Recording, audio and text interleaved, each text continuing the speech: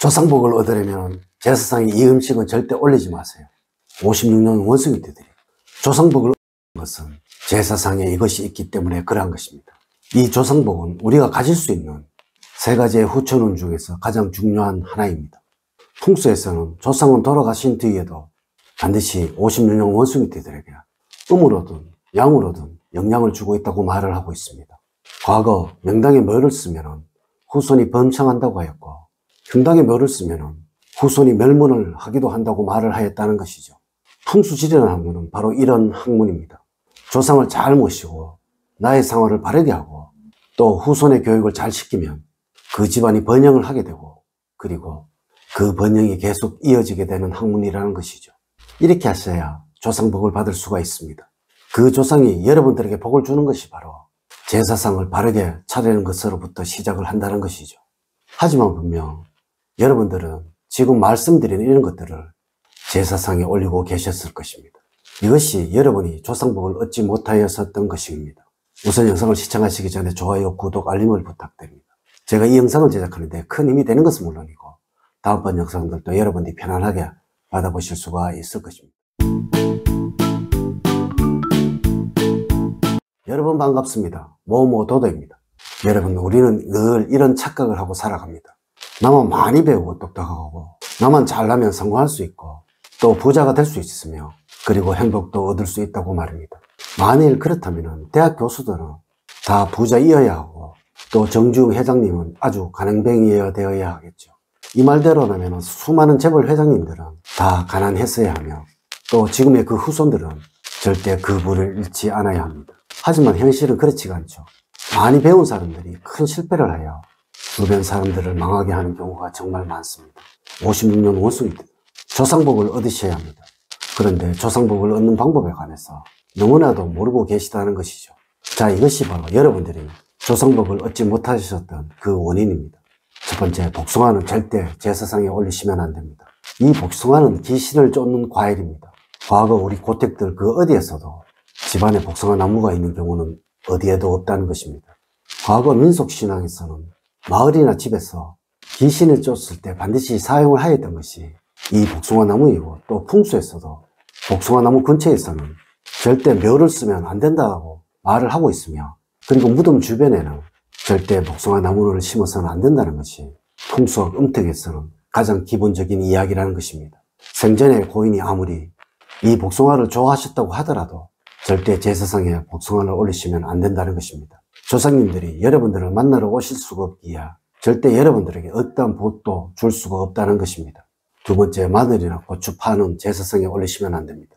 유교나 불교, 도교 등 동양의 신앙에서는 이 마늘을 음력을 대표하는 것으로 생각을 합니다. 우리의 당군 신화에서도 곰이 마늘과 쑥을 먹고 인간이 되었다고 말을 하죠. 이는 대표적인 양기의 상징입니다. 그리고 현재도 이 마늘을 먹으면 정력이 강해진다는 이야기가 있으며 이것 때문에 마늘을 많이 드신 분들도 계시죠. 이렇게 강한 양기를 품은 것을 제사 음식에 넣게 되면 음기를 가진 영은 다가올 수가 없게 되는 것입니다. 한마디로 조상님을 쫓아버리게 되는 음식이라는 것이죠. 물론 고추 역시 아주 강한 양기를 품은 것입니다. 이래서 태양차로 가며 장례식장에서도 귀신이 다가오지 못하도록 하기 위해서 고춧가루를 듬뿍 품은 육개장을 먹기도 하는 것입니다. 여러분, 이런 재료들로 만들어진 음식을 제사상에 올리시면 절대로 안 되는 것입니다. 세 번째, 치자가 들어간 생선과 등푸른 생선, 오징어, 낙지입니다. 생일상이 왜 반드시 차려져야 할까요? 왜 우리는 생일을 기념하는 것일까요? 바로 대우를 받고 있다는 마음, 그리고 존재감과 사랑이 그 이유입니다. 저는 여러분들에게 가족의 생일상은 반드시 차려줘야 한다고 이야기를 하고 있습니다. 이는 가족들 모두가 여러분을 사랑을 하고 또 대우를 하고 있다는 것을 표현을 하는 것이며, 이를 통해서 자존감을 가지고 모든 일에 최선을 다하기를 기원하는 마음입니다. 분명 여러분의 이러한 마음이 그 가족분들을 번영과 성취으로 이끌어 줄 것입니다. 56년 원숭이 때들, 이는 제사상 역시도 그러한 것입니다. 이곳에는 분명 존경과 그리움, 그리고 조상들에 대한 대우가 들어있어야 하는 것입니다. 공치나 멸치, 삼치 등 치자가 들은 생선들은 절대 올리지 않는 것입니다. 물론 오징어나 낙지 역시 그러하며 등푸른 생선인 고등어나 삼치 역시 그러합니다. 이는 대량으로 몰려다니는 것을 잡는 것이라서 가장 흔하고 천한 생선이라고 여겼기에 그러한 것입니다. 과거에는 은하, 태, 기와 같은 생선 중에서도 비늘이 있고 등이 풀어지지 않는, 그리고 대량으로 잡히지 않는 생선을 최고급으로 여겼고, 그런 생선들을 제사상에 올림으로써 대우를 하고 있다는 것, 그리고 그리워하고 있다는 것을 알려드렸다는 것이죠. 네 번째, 붉은색의 곡물은 제사상에 올리지 않아야 합니다. 56년 원숭이들, 붉은색이 들어간 대표적인 곡물이 바로 팥입니다.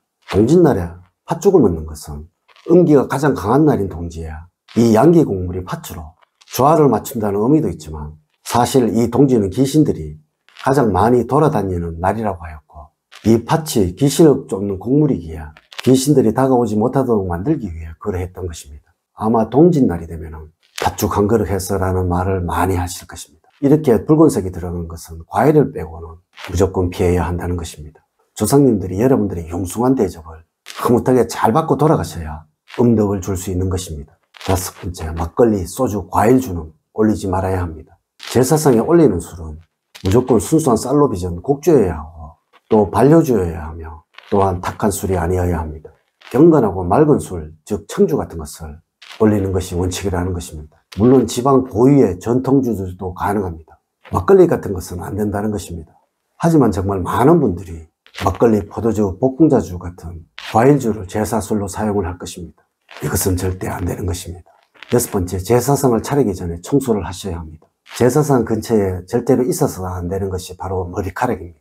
물론 이 머리카락이 귀신을 쫓는다는 말도 하기야 그러한 것이지만, 사실 이것은 소원한 마음인 것입니다. 정성인 것입니다. 음식을 준비하면서의 정성, 그리고 음식을 차리면서의 정성이 바로 존중이고 대우인 것입니다. 여러분, 제사상을 차리기 전에 반드시 깨끗이 청소를 하셔야 합니다.